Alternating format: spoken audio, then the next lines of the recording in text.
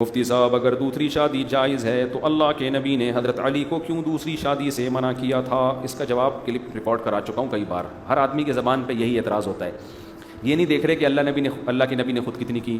حضرت ابو بکر نے 3 شادیاں کی. حضرت عمر نے ٹوٹل 7 شادیاں کی ہیں, ایک وقت میں 4 یا 3. حضرت علی نے حضرت فاطمہ کے انتقال کے بعد ایٹ اے ٹائم 4 بیویاں رکھی ہیں. حضرت فاطمہ کی زندگی میں آپ نے دوسری شادی نہیں کی. حضرت عثمان کی جب شہادت ہوئی ہے تو اس وقت بھی آپ کی 4 بیویاں موجود تھیں. چاروں طرف سے باغیوں نے گھیرا ہوا تھا, لیکن آپ کے نکاح میں اس کو کتنی عورتیں تھیں؟ 4 عورتیں تھیں. حضرت علی کا دور خلافت آیا, حضرت فاطمہ کے انتقال کے بعد آپ نے ایٹ اے ٹائم 4 بیویاں رکھی ہیں. حضرت خالد ابن ولید, حضرت مغیرہ ابن شعبہ, ہم لوگ ہی ہیں جو, میں کہتا ہوں کونے میں منہ دے کے رو.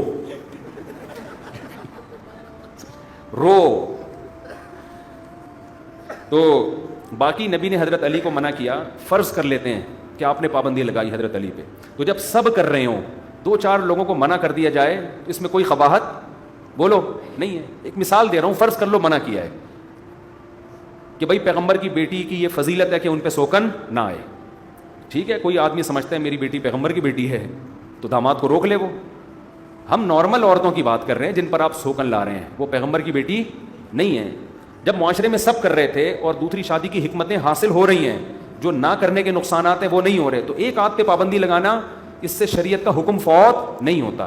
جبکہ حقیقت یہ ہے کہ نبی نے پابندی نہیں لگائی تھی. حدیث کے الفاظ ہیں کہ جب نبی نے حضرت علی کو نکاح سے روکا ہے تو حضرت علی ابو جہل کی بیٹی سے نکاح کر رہے تھے.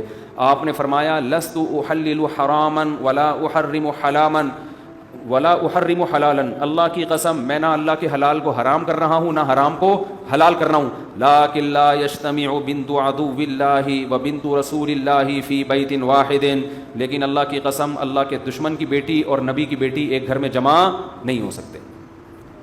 تو وہاں بھی نبی نے بتا دیا کہ میں اللہ کے حلال کو حرام نہیں کر رہا. جب اللہ نے اجازت دی ہے تو سب کے لیے.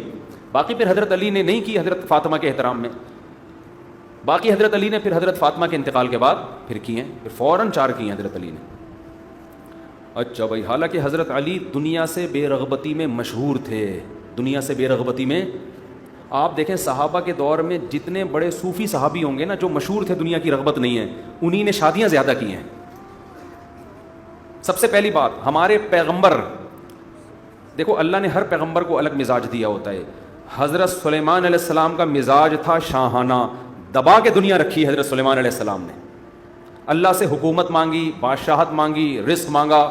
اللہ نے سارے دنیا میں عیش و عشرت کا سارا سامان حضرت سلیمان علیہ السلام کو دے دیا. ایسا تخت, ایسا تاج, ایسا خوبصورت تخت, محل ایسا خاندانی شاہی محل بنوایا کہ ملکہ سبا آئی ہے تو محل دیکھ کے پاگل ہو گئی کہ یہ کیسے بنا لیا انہوں نے اتنا خوبصورت محل. ایسے ہیرے جواہرات اس محل میں جڑے ہوئے, وہ فرش ایسا پیارا فرش تھا وہ سمجھی پانی ہے. تبھی تو کشفت عن ساقیہا, اپنے پائنچے اوپر کر لیے کہ پاؤں گیلا, وہ جو شلوار ہے یا جو بھی ازار ہے گیلا نہ ہو جائے. اتنا عالی شان. یہ بھی لائف اسٹائل تھا کس کا؟ حضرت سلیمان کا. یہ بھی جائز ہے. اگر اس لائف اسٹائل میں آپ اللہ کی نافرمانی نہیں کرتے تو آپ لگژری لائف گزاریں. شریعت میں پابندی نہیں ہے. حضرت عثمان کا لگژری لائف تھی, بڑا پیسہ تھا. حضرت ابو بکر کے پاس بہت پیسہ. ائمہ میں امام ابو حنیفہ بڑے دولت مند تھے. آپ کے سمندر میں تجارتی جہاز چلتے تھے, بہت پیسہ تھا امام ابو حنیفہ کے پاس. بہت سے محدثین گزرے, بڑا پیسہ تھا. تو پیسہ رکھنا اسلام میں برا عمل نہیں ہے, لیکن بعض لوگوں کا مزاج ہوتا ہے سادگی. تو حضرت سلیمان کا مزاج کیا تھا؟ حکومت, دولت. ہمارے نبی کا مزاج کیا تھا؟ ایک وقت کو روٹی چاہیے, دوسرے وقت میں کیا رہوں؟ فاقہ کروں. اتنی بے رغبتی دنیا سے, اتنی بے رغبتی. روزے بھی آپ 24 گھنٹے کے رکھتے تھے.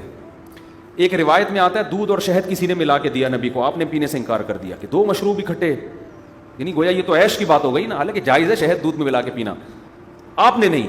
گھر کا حال جو آپ کا تھا, ایک کھجور کی چٹائی اور کھجور کی چھال پڑی ہوئی ہے. حضرت عمر دیکھ کے رو پڑے نا کہ آپ سید الانبیاء ہیں اور یہ گھر کا حال رکھا ہوا ہے آپ نے. کپڑے پیون زدہ, جو کی روٹی کھا رہے ہیں وہ بھی کبھی مل رہی ہے کبھی نہیں مل رہی.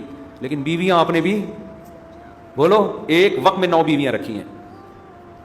یہ بتانے کے لیے کہ زیادہ شادیاں یہ دنیا سے بے رغبتی کے خلاف نہیں ہے, یہ عیاشی نہیں ہے.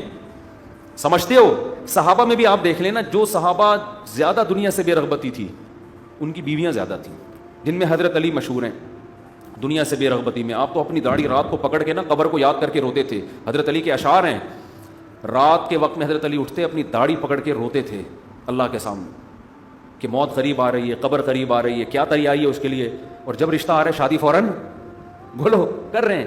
تو صحابہ کے ذہن میں یہ بات بیٹھ چکی تھی کہ زیادہ شادیاں کرنا عیاشی نہیں ہے, ہمارے دین کی ریکوائرمنٹ ہے, اس سے معاشرے میں برائی ختم ہوگی. جو عورت پیدا ہو گئی ہے اس کو اگر آدمی نہیں ملے گا تو کیا معاشرے میں خیر پھیلے گی؟